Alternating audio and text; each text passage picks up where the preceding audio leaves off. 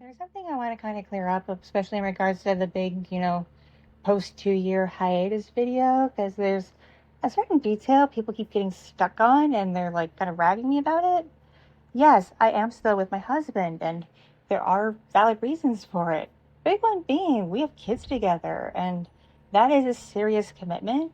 And as someone who was a child of divorce, I mean a child of divorce, my parents divorced when I was an infant, so I've zero memory whatsoever of them being together. And I didn't even realize how much that actually traumatized me deep down until not too long ago when my mom and dad were in the same room talking and getting along like they never had a problem in the first place.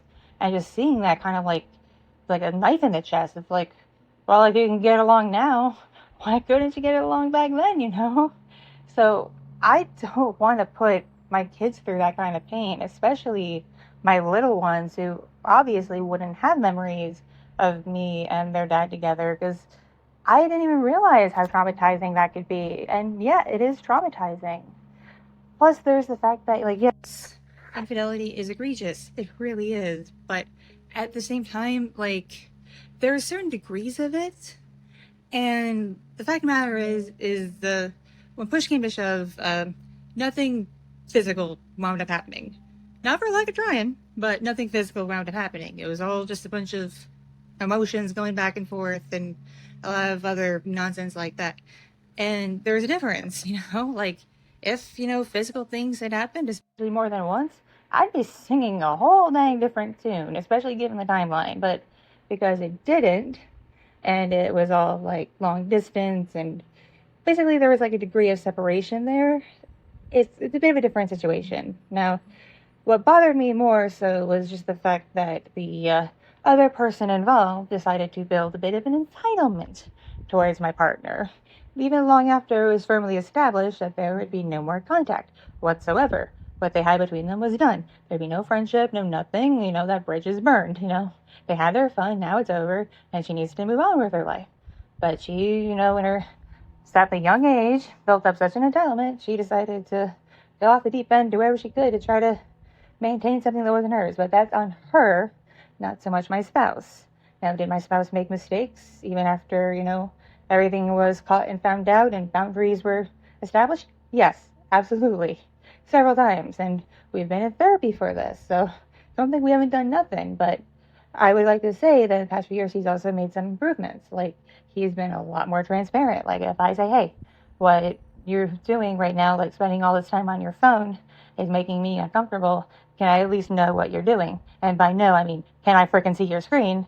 Yeah, he's transparent about it. He doesn't just, hide his phone away and just, jib jab. He's like, here's my screen.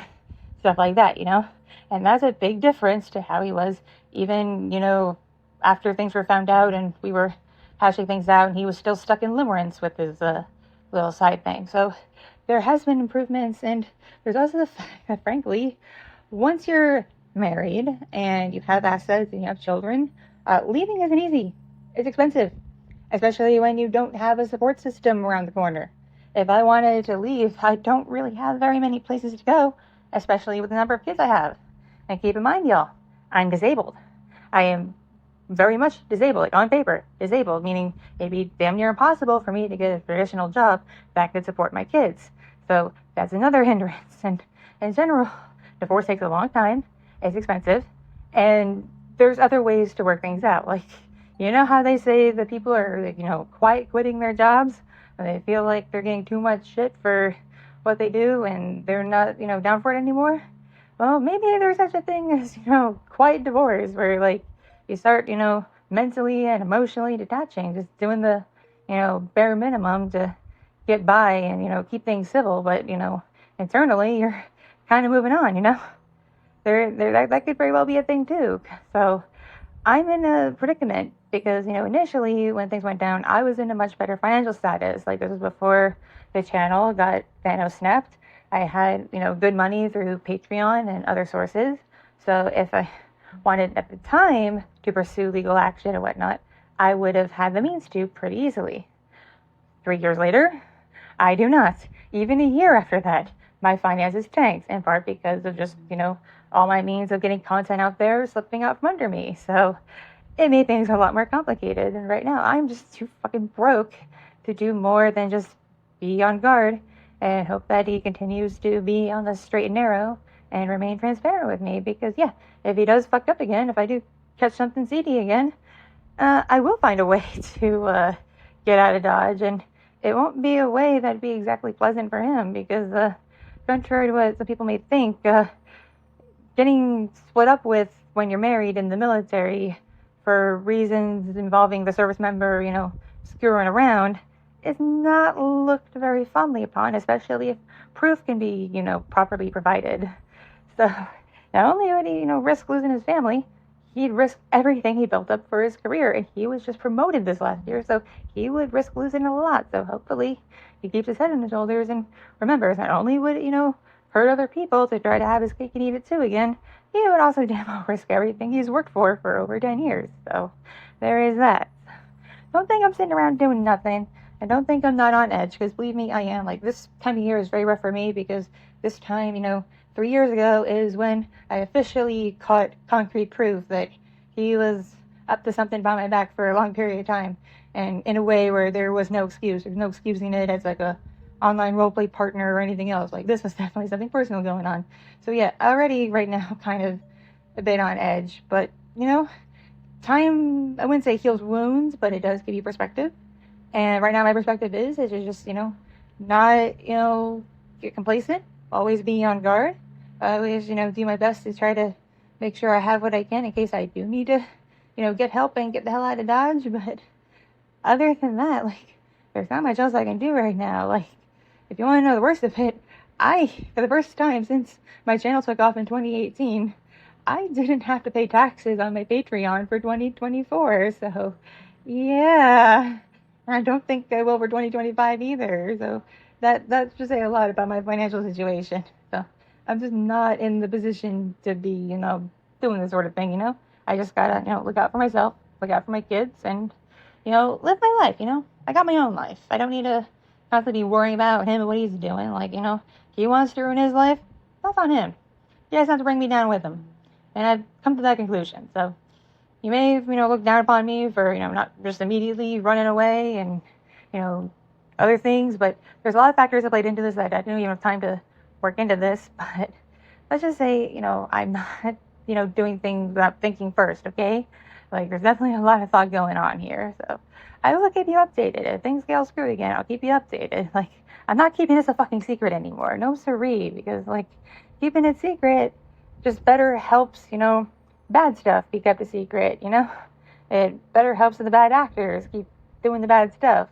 And I refuse to, let that happen. So long as they're aware that I ain't going to keep my mouth shut if I have any sense that there's something going on, and I am going to possibly even name names and put people on blast, maybe they'll think twice. What do y'all think?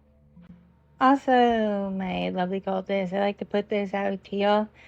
How would you feel if on my channel my spouse gave an official apology, not making excuses, not trying to justify his actions, just a straight up apology, not just to me, but to all of you, because I know quite a fair amount of you, like, look up to him and whatnot. Like, y'all freaking took relationship advice from him and whatnot, because, how could, he land a baddie such as me and all that.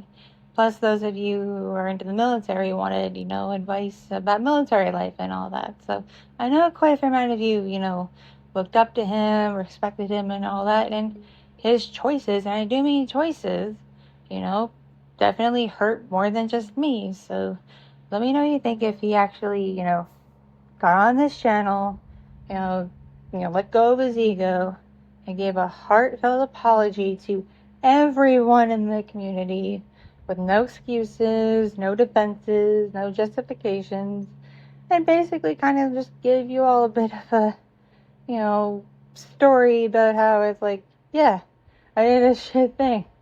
Bit me in the ass. No better to do that again. And if you want to know what's good for you, don't even think about doing it in the first place, because you may think you have your cake and eat it too, but no, you can't. Because eventually it's going to come and bite you in the ass and potentially ruin everything for you. And not just for you, but for the person you really care about, even more so, etc., etc. So If you think it would benefit the community if he came forward and issued a legit, honest, heartfelt apology and some words of wisdom, do let me know in the comments down below, okay? Thank you so much for watching and listening. This audio is brought to you by my patrons on Patreon, kind donations on Ko-fi and other platforms, my subscribers on Fansly, and other means of support from kind viewers just like you. If you enjoyed this content, be sure to click the like button